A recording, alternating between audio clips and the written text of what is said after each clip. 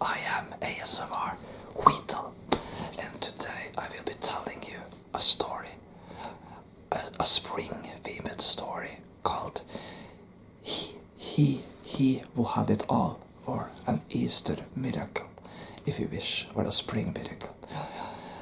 This is a story I have created myself in my mind, and I will be telling you the prologue, or the very beginning of the story today, just the intro, and I will be doing several parts throughout spring of this story. So but I will begin today. So I will use my soft-spoken voice today, so that you can more hear better what I'm saying. Seeing as it's storytelling time. This is very weird for me. This is one of the simpler, more basic stories I have created. It's not one of the more advanced stories. I wanted to begin with something more simple, but I hope you people who view this still can appreciate the story for what it is. So if you do enjoy my content, remember to click the like button and subscribe to my channel if you haven't already. And well, let's just begin. So the prologue to this story will be a little Easter themed. That's why I have Easter stuff in the background. I will create a playlist with this story as the various parts of the story come out through spring, but most of the story will be spring themed. And the story is pretty much about a man who has everything, but does not really appreciate it much. And when his life sort of ends up changing and being upended by a very paranormal event.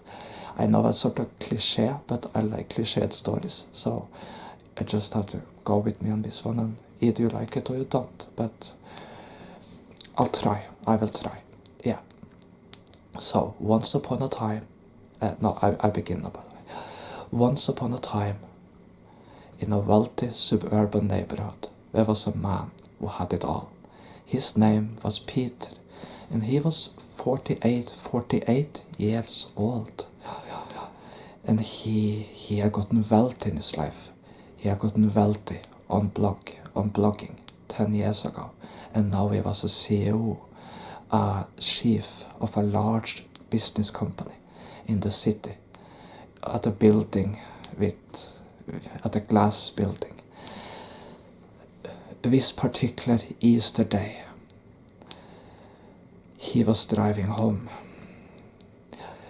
He had just returned from work, and he was returning home to the lovely, sunny, suburban street. Birds were chirping, and spring was arriving.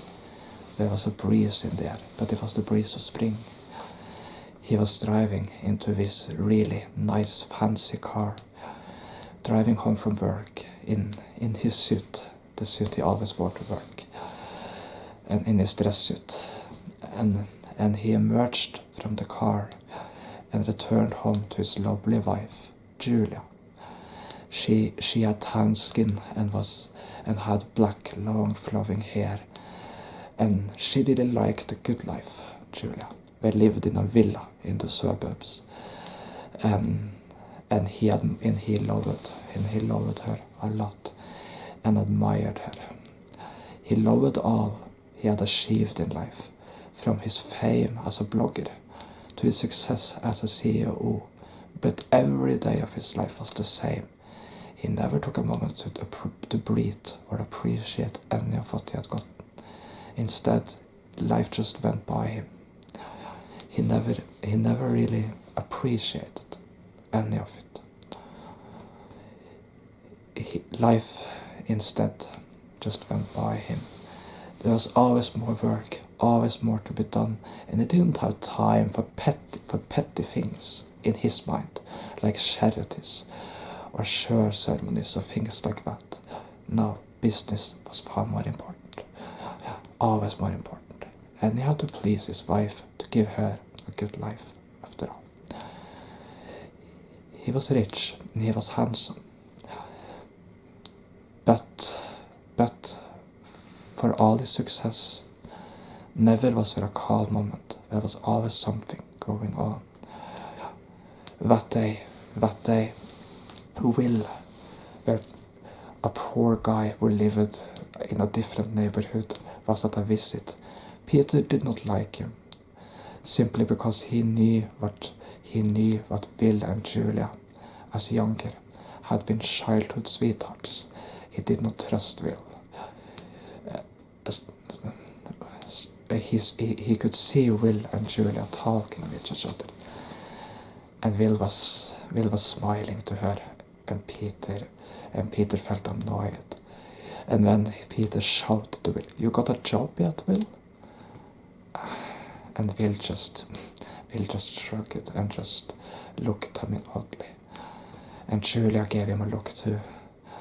You know, maybe if you have gotten a job, you wouldn't have need to spend all this time chasing after my wife, Peter said, very aggressively. And I'm allowed to visit her. You got no job, you got no money, Peter said to him, and pushed him. You're worthless, he said. And then Peter stormed inside. And then Julia went after him, and she said to him very harshly, "That wasn't nice, Peter. I'm sorry, but seriously, can't you just find something to do? Wouldn't that be better? I get that you're jealous, Peter, but there's nothing going on between us," Julia said. Peter sat down in the couch in the two-floor villa, and all the furniture in the house were decorated with wealthy stuff, like fancy TVs, couches, and stuff like that, and even golden and silver sculptures. This particular day, the house was decorated with Easter decorations, birds and stuff associated with Easter, and even painted small Easter eggs. I just don't get people who are poor, Peter said. I mean, why don't we just find work instead of being like a burden to society? Peter, Julia said. Peter, I and Will are just old friends, he said. Don't stop worrying so much about it. No reason to be jealous. But Peter just snorted and got annoyed and then went to bed. He needed to just relax a little that day.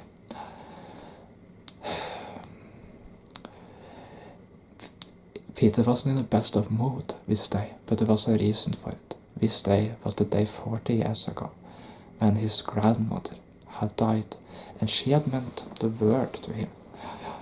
He remembered that day. It was a sunny spring day, just like this one. And that day he was 8 years old that day, and he had played outside in the garden of the house. He hadn't been as wealthy back then, but he hadn't been poor either. They lived in a rather nice house. Not necessarily a villa, but it was a nice house. And he played with the neighboring kids and his childhood friends, including his best friend Arthur. And then his mother came out. Peter, she said, your grandma wants to see you. I don't want to, Peter said. He wanted to continue play. He didn't want. Peter, his mother said, and looked down at him, and hunched down to him, and touched his cheek gently. I know this is difficult for you, but she wants to see you one last time, she said. This is the last chance, she said. Peter shed tears. Through all his first 80 years of his life, his grandmother had been the one person he could rely on to support him through any difficult time. And now she was going to die. It wasn't fair, but she had been sick for 1 or 2 years now. She had been living in the second floor of her house this last year, slowly wasting away in the bed. fine, he said. And then he took his mother's hand and they went inside. And Peter arrived on the second floor with both his father, his mother and a few other uncle and aunts were around the bed of their grandmother, of his grandmother. Peter, his grandmother said. Her hair was white and she looked drained. She was coughing a lot. She was coughing a lot. She wasn't well, of course. She was in a final moments. Peter, she said. Come here, she said weakly. Come here. And Peter did so. He walked towards her, even though he didn't want to be in that moment. Grandma, he said. Peter, she said. You'll do well in life. I know you will. You'll be fine without me. But I don't want you to go, Grandma. I don't want you to die. Peter, she said. Death is a part of life. It's something we all have to accept. One point or another, she said. My time is in. I'm going to a better place now, Peter, she said. Peter. Okay, Peter said. Okay, but I don't know what I'll do without you. You'll be fine, honey. You'll be fine, she said. You'll be fine. You'll be fine. Peter didn't want to look at her. Peter, remember this. It's important, she said. Remember to always be selfless and to always help others, especially those less fortunate than you are, she said. That way, what I taught you, the years we spent together, will always be with you. You promise, she said. Okay, Peter said. I promise. I will take care of others. And she smiled, thank you. And it wasn't long afterwards that she died. She passed away. And Peter remembered the ceremony afterwards. He hadn't felt anything. Of course, that was 40 years ago now. But it had impact. His grandmother meant everything to him in his childhood. He knew very well he, as older, hadn't honored her words, but his grandma didn't understand. The word was for boastful. The word wasn't an easy place. It wasn't a place where you could be idealistic or naive. It was a place where you had to fight for your own gain, to be ruthless. That's what life had taught Peter. And June, and it had gained him. He had achieved fame, success, and a good-looking wife. Surely, he was right to make these conclusions. And yet at times, there were doubts in him, especially in this day. Was he right? Or did his grandma have a point? He didn't know sometimes. He just remembered how empty he had felt in the weeks after her death. Of course, most of the people, of the adults from that time, were long gone now, including his mother and father. But he had made it in life, despite everything. He thought that counted for something. He decided to go outside. In the neighboring house next door, his childhood friend Arthur lived, and his son Max. Max was 12 years old, but he wasn't necessarily the friendliest of kids. He would often demand respect from the neighboring kids. Like Arthur and Max, like himself, were wealthy people, but Max was not really taught good behavior. He would often demand respect from other kids, especially those less fortunate. And he would often, if an adult didn't show respect to him, he would often sort of attack them and grab at their coats. I'm better than you, Max would often say. So you better show me some respect, he would say. And Arthur just smiled and just said, you know, it's just how he is, he said. Peter perhaps felt but this behavior, even for Peter, was a little obnoxious. But he wasn't Max's father, and he felt it wasn't his place to do anything about it. But that day, that day Peter felt something weird going on in the air. He could feel it in the air that sunny spring, Easter day. It was strange, very strange. He could feel like his grandmother was with him somehow. Grandma? He suddenly looked at the heaven. And then he just shrugged. This was ridiculous. He didn't believe in an afterlife. Surely she couldn't be there. He had to return to his business, to his place in life, to all the successful ventures and all stuff like that. That was life, wasn't it? So he went inside and forgot all about it. But that day was, even though Peter didn't know it yet, the day which would change his life. For just a few springy weeks later, something would happen which would turn Peter's life upside down.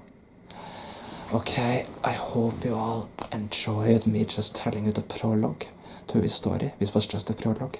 There are more parts coming, and I hope you sort of got the gist of the story. I know the story isn't clear, but I don't want to spoil the direction the story is going in. But I will do more parts later. So this was just a prologue. I hope you just appreciated this. I know it wasn't the most exciting prologue in the world, but I hope you just appreciate me just telling a story. I know that there are probably most people aren't going to be that interested in these videos maybe, but perhaps there are a few who will, and I'm doing it for the few who might just appreciate me telling them a story. Yeah, so I'll be doing more storytime videos and more parts of this story for anyone who want to continue listening to the story. Thank you so much for watching. Thank you. And tomorrow an Easter special video will come. And I hope you have a blessed, relaxed and good